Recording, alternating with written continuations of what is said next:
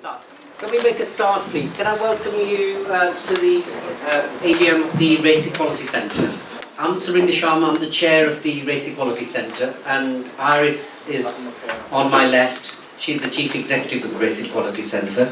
Now, in terms of the chair's report, what I wanted to do was to read excerpts from the Equality and Human Rights Commission report, which came out in the middle of August.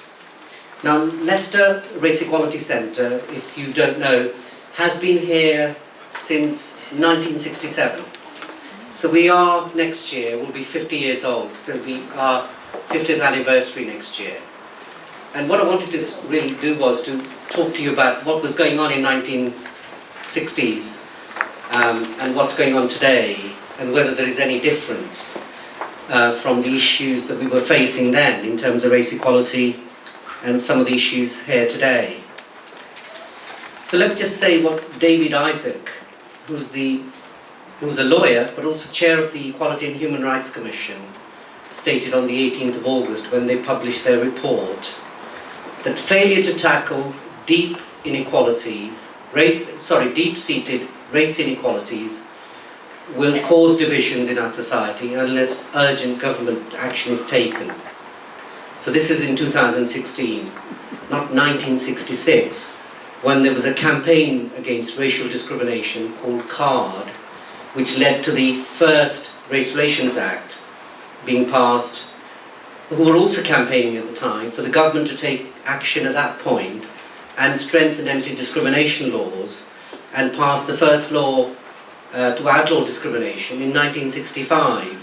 A second act to outlaw discrimination was passed in 1968, creating the Race Relations Board and the Community Relations Commission all those years ago. So what we're really looking at, the issues from 1966 to 2016 haven't really changed. So the ERC's review into race equality in Britain across many aspects of people's lives, including education, employment, housing, pay and living conditions, health, the criminal justice system, and participation in society. So this survey reveals that over those last 5 years, the life of young black people has got worse on many fronts. This reveals a worrying combination of post-Brexit rise in hate crime and longer-term systematic issues of unfairness and racial inequality. So let me I'm not going to read a lot of the report because I think it's important for me to highlight some of that report. So what it shows is that black people are much more likely to be victims of crime and be treated more harshly by the criminal justice system. You are more than twice as likely to be murdered if you're black in Britain, and 3 times more likely to be prosecuted and sentenced than if you're white.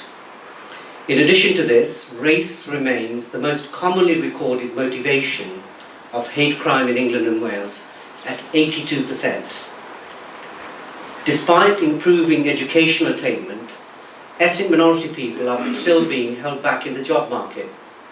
Black and Asian ethnic minority workers with degrees, so qualified to university undergraduate level, are 2.5 times more likely to be unemployed than white workers with degrees. Black workers with degrees are also likely to be paid 23.1% less than average white workers with degrees. So there isn't just a gender pay gap, but there's a race pay gap as well. So if you are young and from an ethnic minority, your life chances have got much worse over those last 5 years. And this is the sort of most challenging for generations. So since 2010, there's been a 49% increase in the number of 16 to 24-year-olds across the UK from minority communities who are long-term unemployed, compared with a fall of 2% if you're white.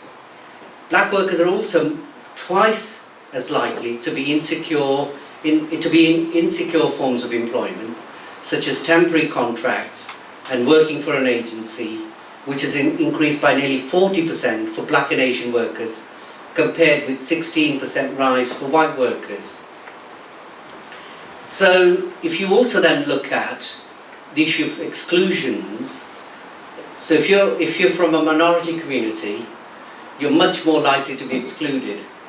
Indians are the lowest in terms of unemployment rates amongst minority groups at 9.2%, compared with 17.3% for Pakistanis and Bangladeshis. And so white women are also more likely to report being a victim of domestic abuse than ethnic minority women. So this was 7.4% for white women, compared with 4.4% for ethnic minority women. Black and ethnic minority women exclusively also suffer from FGM, honour killing and forced marriages, and specialist services struggling to meet that demand, particularly due to lack of funding. So when it comes to who runs Britain, overall ethnic minorities are still hugely underrepresented in positions of power. 14% of the UK population, as far as BME communities are concerned, but out of 2,686 judges who declare their ethnicity in England and Wales, only 159, which is 5.9%, were from an ethnic minority. In addition to this, ethnic minority police officers only made up 5.5% of all officers in England and Wales, and there were no ethnic minority chief constables in the United Kingdom. So when you look at general elections, the 2015 general elections actually saw a rise of ethnic minority MPs from 4.2% to 6.3%, and since 2008 there's been an increase at degree level qualification for BME graduates. So 18% of Indian people have a degree, whilst that then drops to 9.6% for Black and Caribbean communities, and it's 9.7% for Pakistanis and Bangladeshis. So what this report actually calls for is a coordinated piece of action from government, a proper strategy in dealing with racial inequality in Britain today. Most of the debate today in society isn't about the inequality in terms of race and racial inequality and racial discrimination. It's about the numbers of refugees or the numbers of black and Asian people coming to the United Kingdom.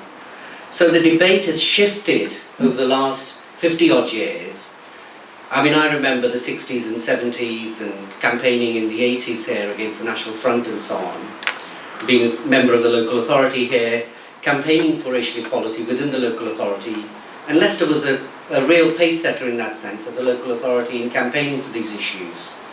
But what has changed really is that the issue of race equality on the public agenda has actually just changed very specifically over the last 20, 30 years. It hasn't come to looking at inequalities that people face when they're settled here. It's more about people coming to settle here and the numbers of people. And the debate is really about immigration and nationality. And the EU debate, the Brexit debate, actually encapsulated that very well, about European migration, not just about BME migration in the UK. And when you have 14% of the population in the United Kingdom coming from BME communities, and that's rising. So this was, you know, if you look at every census since 1991, 2001, 2011, and the census 2021, the BME population in the United Kingdom is increasing rapidly. It has done because it's a younger population. And so we're not talking about their futures, their life chances, and the issues that affect those communities who are already settled here. We're more concerned about the numbers. I think the second issue is that whereas race equality in the 80s and 90s was a preeminent issue in terms of government action, in terms of the public agenda, that has also changed. Issues around disability, around gender, around sexual orientation and sexuality are far more in the public agenda than race equality. And I think since the abolition of the Commission for Racial Equality, when that was absorbed into one body called the Equality and Human Rights Commission, race equality really has disappeared off the public agenda, really. It disappears because nobody's campaigning for it anymore. There isn't a public debate about it anymore. There isn't a public discussion about it anymore. The discussion is more about migration and refugees and asylum and so on. And I think 50 years on, the position, I'm not saying no progress has been made. I'm not saying that. In cities like Leicester, lots of progress has been made. But the position of lots of BME people, even today, if you look at overcrowding, that's still high among Spinney Hill and inner city wards. Unemployment is still higher amongst black and Asian communities, even in Leicester. The equal issues in terms of pay is still relevant here today. Exclusions are still higher in our schools, for young black kids today as they were 50 years ago.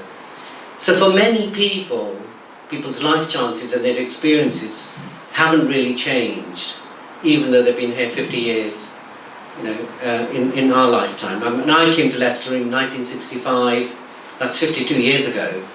I settled here, I used to live on the Narber Road, then lived in other parts of the city, and went to local schools, Westcotes, Gateway, to do my A-levels and so on. But life chances, where there were opportunities in the old days to be socially mobile for BME communities, there was that opportunity. I'm not saying that opportunity isn't there for everyone, but for the majority of people living in our city and our county, that really hasn't happened.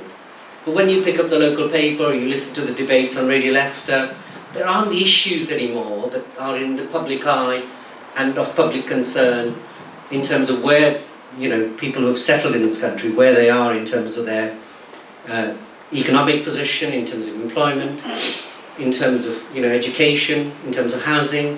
If you look at health inequalities, it's an area that I've been working in recently. If you're from black and Asian community, you're 6 times more likely to acquire diabetes early, higher blood pressure. Stroke is 3 times more prevalent amongst Caribbean communities. So, all those indicators in terms of, and then if you look at, detentions for mental health, compulsory detentions under the Mental Health Act. If you're young and black, you're more likely to be detained compulsorily detained under the Mental Health Act. So these issues are very pertinent today as they've all, and those numbers in terms of those records, in terms of those issues, haven't changed over the years. There's been so many different attempts made, but there hasn't been a systematic way of tackling inequality, I don't think. And I think if you look at our schools and under the underachievement of our schools in the city, in our education system, I'm not saying that's just black and Asian kids, that's all kids in our city, that affects hugely the outcomes for black and Asian youngsters going forward. So all I'm trying to draw your attention to is, we'll be 50 years old next year as a body here, campaigning for racial equality, working with local authorities, working with the voluntary sector, working with private business and industry. Things haven't changed that much over those years, and we still need to really reinvigorate that campaign and see what we can do locally, and with your help and your support in taking action, in taking those issues forward. We need a campaign where all parties come together. We need to work together with the trade union movement, we need to work together with the local authorities, we need to work together with the private sector, but also the voluntary sector, really coming together in helping bring about change in our city and county. You've seen the annual report that's in front of you today, the work that the Race Equality Centre has done over the last 12 months. And we are hamstrung. Our funding used to be quite substantial in former years. We are having more and more difficulty in attracting funding. I can understand the difficulties that the local authority has in terms of funding all sorts of voluntary organisations.